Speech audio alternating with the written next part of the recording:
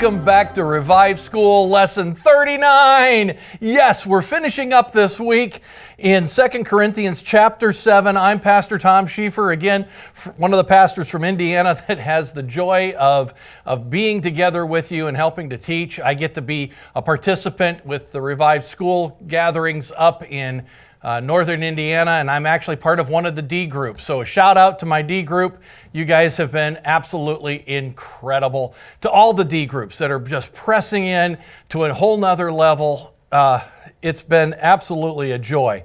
This week has been in 2 Corinthians, and we're really wrapping up the week, but also this segment of 2 Corinthians with chapter 7, a powerful and personal articulation and explanation of Paul's ministry and breathing into the church in Corinth in this follow-up letter.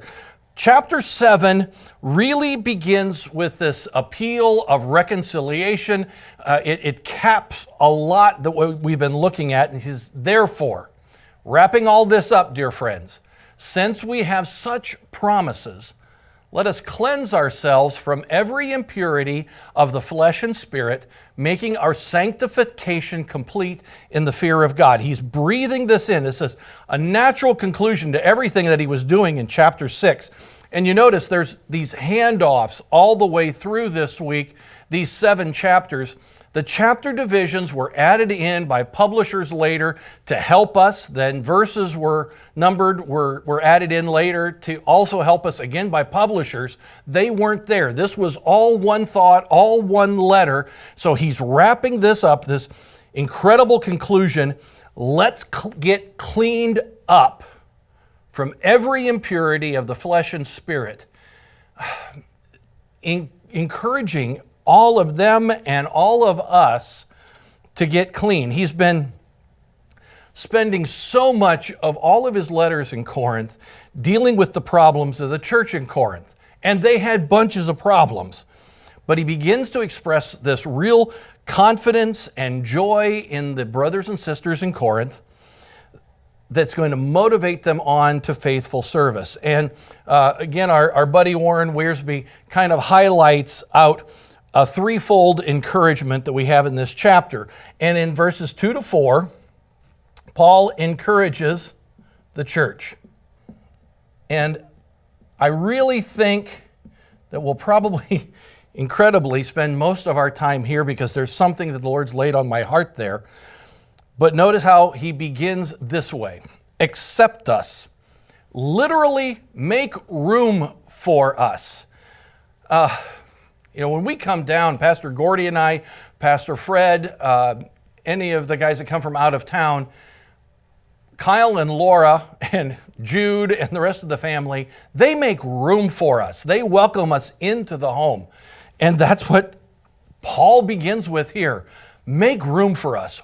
Accept us. We have wronged no one, corrupted no one, defrauded no one. Now, for some incredible reason, the Corinthian church started to believe a whole lot of bad things about Paul. And we've seen this, that God wasn't using him, that he didn't have the kind of image or the authority or the power that an apostle should have, the brilliant packaging that an apostle should have. But here's a reference, and he's referring back to these false teachers that had accused Paul, that had planted that seed in the church in Corinth. It's an incredible accusation. So in light of all of that, guys, I'm going to ask you, why is it so difficult sometimes to assure people of our love? I'm going to refer to the doctor on this one. Oh, the doctor's on. So how do we assure people of our love? Of our love. And why is it difficult to assure people of our love? Because I think people are skeptical. I think people always think there's a motivation behind something. That's a really good insight because notice how that... Hey, Tom, do you feel like a Mr. Wilson right now? A Mr. Wilson right now. Watch. Hi, neighbor. Hi, neighbor. Oh, this is too fun. I probably shouldn't be behind. That's okay. I love it because we never know what Kyle's going to do. You know what? The problem of the church in Corinth was not an information problem. The problem was their heart. Notice what Paul says in verse 3. I don't say this to condemn you, for I have already said that you are in our hearts, to die together and to live together. They're having heart issues. Paul's not having a heart issue about them. Pastor Gordy referred to that unequally yoked passage and how he took it in a bigger context than just in a marriage relationship. It's time to open your heart to the brothers and sisters in the faith. Paul told them, this is what it is, and I'm opening my heart to you, you're opening your hearts to us. And trust us. Absolutely trust us, because we have done everything to prove this. And he's even literally saying this. We're willing to die together and live together. And that is exactly how it is in the Greek. It begins with dying together, and the word order is almost intentional. We've been there. We've faced death together. And now we're going to live together. This is about relationship. Church, ecclesia, the called out ones, the gathered ones, the ones that all have the light of Christ in them. We're called to live this out together. Life or death, and we face it all without fear, because we know about the eternal. That's the treasure in our hearts. This is incredible. But then here comes verse 4. I have great confidence in you. I have great pride in you. I am filled with encouragement. I am overcome with joy in all our afflictions. I just really want to rest in this verse for a second. This is a passage that has impacted my life and heart as I have walked with so many different brothers and sisters over numerous years. I actually did a calligraphy aspect and treatment of this verse years ago. I took a whole page in the front of one of my Bibles to really describe this and print it out. I have great confidence in you. I have great pride in you. I'm filled with encouragement. I'm overcome with joy. Does that sound like most of what we've been reading, Kevin, in Corinthians? No, he's been spending the whole time defending himself, and then all of a sudden, here I am, I'm proud of you, basically. He starts boasting about them, but notice, in the context of in all our afflictions. I want to take a little bit of time and kind of a slight rabbit trail, but I want to build on something that Pastor Gordy said in chapter 2 in our study about how this was really a great illustration and a great chapter and a great book, a set of letters for our time. A number of years, from 2007, I had this article that I've been hanging on to by a pastor, Chuck Warnock. And he titled it, it was from his blog, called Paul's Worst Church, Our Best Model. I mean, arguably you could say this is the worst church that Paul had. I mean, we know more about their problems. We know more about what they went through. We know more about how out of sorts they were. But he makes the case that this is possibly the best model for us of anything in the church. This is better. I don't care if you've got a seeker model. I don't care if you have a come and see model. I don't care if you have a house church model. This may be, in the light of all of them, the best model that we had. And Pastor Warnock said, I think it's about time somebody came to the defense of the church of Corinth. Okay, they're all dead now, so they don't care, he said. But there is something incredibly powerful that makes sense for this verse of 2 Corinthians 7:4. Why he has confidence, pride, why he's filled with encouragement, why he's overcome with joy, even in spite of all of this stuff that he's been through. Here's why, and we're going to build this out over on this side. This church is full of new believers.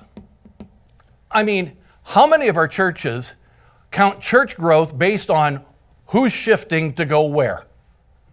This is a church full of new believers. There's not a transfer member among them. And they do some incredible things. Acts chapter 16, verses 1 and 2, and this is in my mind right now because Phoebe is mentioned there. And one of the dear saints of the congregation I serve, the pastor and her husband called her Phoebe. Her name was Mary Ellen Best, but they called her Phoebe. And Phoebe was the one that was sent to Rome. Now she was either, let's go to verse 2 of Acts 16. I'm doing this off the top of my head, Kevin. Romans 16. Romans, thank you. I stand corrected. Romans 16, 1 and 2. That's where we're at. That's what I get for trying to do things off the top of our head. I commend to you our sister Phoebe, who is a servant of the church in Cenchrea. We're going to come back to that. So you should welcome her in the Lord in a manner worthy of the saints and assist her in whatever manner she may require your help. For indeed, she has been a benefactor of many and of me also. Look at verse 1, where she's from, Cenchrea. This is the port city of Corinth. Phoebe came from Corinth. She's one of these new believers and may be the first, at least one of the first or the first deaconess. And she has grown to this point where she is so incredibly valuable that she is this dear servant, this dear sister. And there's even the thought, because she's mentioned here, she may be the one that actually carried Romans to the church in Rome. Second thing I want you to see, they participated. There were no observers. They engaged. They might have been a little too exuberant. They might have got out of whack with their word of prophecy and knowledge and tongues and revelation and interpretation, but they wanted to participate. And you know what? If they want to contribute in worship, that makes them coachable. They want to participate. This is great. Pastor Warnock said, they obviously did not have an order of worship, but as Jack Nicklaus has said in his golf swing, I was going for distance and I figured I could work on accuracy later. They were engaged, fully engaged. And Paul, in one light, everything that he's doing is helping refine them, channel them, give them the accuracy that they needed. But man, I'll tell you, to engage and have this kind of participation in this church, it was an encouragement to them. Now, here's another thing. They made mistakes. Boy, did they make mistakes. But they did it out of enthusiasm. Like they were excited to make mistakes? Well, they were excited. Sometimes when you get a new believer, they have no idea how to do the church thing. And so they're enthusiastic, and I want to do this, and I have no idea what I'm doing, but I do it. How many times with our kids, if they're doing it out of enthusiasm, they're going to make mistakes. But man, do we just love how they're doing it. Also, they practice their faith, and they're learning, they're doing it there, while they grew. They didn't say, okay, well, we're not going to do anything till we're fully mature believers. No, they participated while they grew. They were engaged in it. Their new faith was relevant to their world. I think that's incredibly important because they were then able to reach everybody else in their community. He writes to them about real Christian love. This was a community that had false love everywhere. And once they understood what real love was all about, once they understood what this treasure was that was in these jars of clay, they could speak to the others. I know exactly what you're saying. I know exactly where you're going. I'm discipling a guy who has dealt with drugs in his life. He knows exactly what they're going through. And he's able to then bring that in. And so makes it very much relevant to the world. And then the last thing that Pastor Paul or Warnock does, they were a real church. They were real. They weren't putting on anything fake. They were just being themselves. And all of the garbage that's coming out, they're just being real. How many times we put on masks? And all of that garbage we hide at home.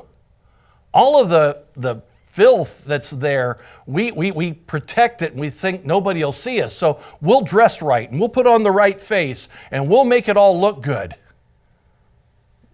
Brothers and sisters, we're called to be authentic. We're called to be real. As we're dealing with all that real stuff, that's when we become a real church, because that's when we can start helping each other. That's when we can start really doing that whole element that we talked about with iron sharpening iron. Sometimes it causes a lot of sparks, and we've seen a lot of sparks in 1st and 2nd Corinthians. But it's real, and they're becoming even more real and authentic. So that's how Paul was encouraging the church with verses 2 to 4. But he moves on. Verses 5 to 10, Titus encourages Paul. That would have been an interesting church council, church elders meeting. Could you imagine what that was like? I mean, this is real. And they're going, hey, well, what about this? And I mean, we're at a point, even in the life of our congregation, where we can see a whole lot of pretty unique things even being worn into the church service. Sometimes we have to talk to them. But they're going, well, this is my clothes. This is all I have, or this is what I have. All right, let's talk about what that actually communicates. Yeah, you're right, Kevin. Their church council meetings had to be pretty amazing. And especially after what comes up next with Titus encouraging Paul. In fact, when we came into Macedonia, we had no rest. Instead, we were troubled in every way. Struggles on the outside, fears inside. There's turmoil. I mean, he might have tried to get away, but there wasn't anything there. That whole aspect of rhythm of rest and work wasn't happening. He's impacted, Paul is, physically, emotionally, spiritually, but that's not where he stays. But God, in verse 6, who comforts the humble, comforted us by the arrival of Titus. And not only by his arrival, but also by the comfort he received from you. He told us about your deep longing, your sorrow, your zeal for me, so that I rejoiced even more. That's a huge encouragement. I mean, everything that had gone on, Paul thought they hated him. But there's something more here. And this isn't easy to communicate or travel in this period of time. That I think Kyle hit on that earlier this week, the angst, for lack of a better word, that Paul was feeling, and how he just couldn't minister. He had to find a way to hear what was going on. And it takes time. And even in this season where the Roman roads and the Roman army and all they had done with the people in the world, and how they'd made travel much more safe, it still took so much time to take anything around. We take this for granted, but it's still difficult. 2017, I was in Israel for 3 weeks. It was amazing because Julie, my wife, and I could communicate through Wi-Fi. I saw her on my pad almost every day. And we got to talk because today we've got that opportunity. My first time in Israel, when I was there for a class in 1985, phone calls were too expensive for us at that period of time, if you could even get through, and a letter took 2 weeks to send and arrive. We had no real contact for over 2 weeks. For Paul, it was even longer, but it has that element that we just take instantaneous communication for granted. Paul didn't have that. So when Titus shows up and he's got first person, it's not the letter, it's first person acknowledgement. And notice this encouragement that he has. And he doesn't stop there. He's sharpening iron. There's that history that Kyle started out with as we started 2 Corinthians. They had read Paul's painful letter. And there's something going on here, and Paul just doesn't know how is this all going to come out. Verse 8 is how it starts to flesh out. For even if I grieved you with my letter, I do not regret it. Even though I did regret it since I saw the letter grieved you, yet only for a little while. Isn't this just, pastor's heart is just pounding here. If I grieved you with my letter, I don't regret it because God's going to do something with it. But I did regret it when I sent it because I knew it was going to hurt. I knew it was going to cause pain. But I had to do this. And you get the whole thing there. But now, verse 9, I rejoice, not because you were grieved, but because your grief led to repentance. For you were grieved as God willed, so that you didn't experience any loss from us. Don't you think Paul is kind of processing in his mind as he writes all of this, as he articulates all of this, from the painful letter, the painful visit that we talked about earlier, to this letter and all that's coming along there. Ephesians 4:14 to 16. There's a parallel aspect here that he's understanding and he's living out, and he's showing the impact of Ephesians 4:14, 15, and 16. Then we will no longer be little children. Here's that growing up in the church, in a real church, tossed by waves and blown around by every wind of teaching, by human cunning with cleverness in the techniques of deceit. But speaking the truth in love. That's what he's been doing. Because he's had this huge heart for them, but he's telling them the truth. Let us grow in every way into him who is the head, Christ. For from him, the whole body,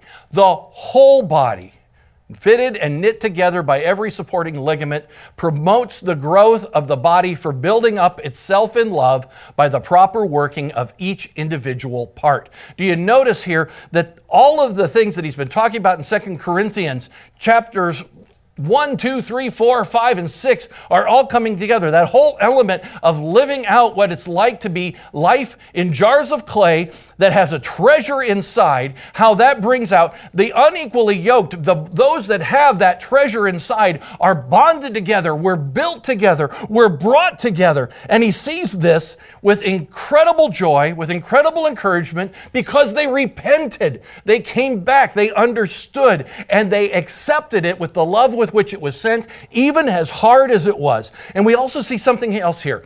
Not just speaking the truth in love that we can throw out there too many times, but we need to be able to do that. We also see correction with encouragement. Notice, now I rejoice. Verse 9, not because you were grieved, but because your grief led to repentance. For you were grieved as God willed, so that you didn't experience any loss from us. Oh my heavens, but he doesn't stop there. For godly grief produces a repentance not to be regretted and leading to salvation, but worldly grief produces death. There's a difference here. Godly grief produces repentance. I'm going to turn. I'm going to change. I'm going to change all that direction. Don't regret that. Notice the hand of God. Notice the correction there. Any of us, and we've all been there if we've accepted that element of accountability, again, that we've talked about this week, that we change those things where we're out of whack, those breathing into our lives, it leads to salvation. It changes everything. But worldly grief just pounds on you, and it leads to death. This is pretty interesting because even though the letter was stern, it had achieved its purpose, and what they had was not just a passing regret. A passing regret, that's the worldly grief. It's like, oh, I'm sorry I got caught. It's not that. It's we've got to change. Wiersbe does this illustration where he says, notice the comparison between Judas and Peter. Judas was full of regret and went and committed suicide. Peter, full of regret, full of grief, wept and repented on his failure and learned from it and was able to breathe into others because of it. It's always in order to restore the fellowship of the body with God. Yeah, too many church meetings don't do that. There's a history of church meetings that just argue about order and which dot and T's are crossed and I's dotted, as opposed to really getting at the heart of God. And here he says, look, all of this hard stuff turned everything around. And wow. Lastly, the Corinthians encouraged Titus. We don't have a whole lot of time here, but it's absolutely amazing because the experience of Titus in Corinth had an impact. Just listen to verses 11 to 16 and let it just sink in. For consider how much diligence this very thing, this grieving as God's will, has produced in you. What a desire to clear yourselves. What indignation, what fear, what deep longing, what zeal, what justice. In every way you showed yourselves to be pure in this matter. So even though I wrote to you, it was not because of the one who did wrong, or because of the one who was wronged, but in order that your diligence for us might be made plain to you in the sight of God. For this reason, we have been comforted. In addition to our comfort, we rejoiced even more over the joy Titus had, because his spirit was refreshed by all of you. He was just bubbling over. For if I had made any boast to him about you, I have not been embarrassed. But as I have spoken everything to you in truth, so our boasting to Titus has also turned out to be the truth. And his affection toward you is even greater as he remembers the obedience of all of you. There's faith and obedience. And how you received him with fear and trembling. I rejoice that I have complete confidence in you. What a joy. What a word. You know, one of the hardest things in the Christian life is rebuilding a shattered relationship. And we have seen Paul walk that through. And he's been honest. He's been truthful. They've been real. They're sinners saved by grace, and they're learning what it means to live as a crackpot with this treasure deep inside of them. So as we examine our own lives, let's learn from the church in Corinth. And we're not done learning from the church in Corinth. We have several chapters to go. But let's learn from Paul. Let's learn from the church in Corinth. Let's allow God to use us to restore broken relationships. God bless you. It has been a joy to be with you today. God bless, and let's carry on.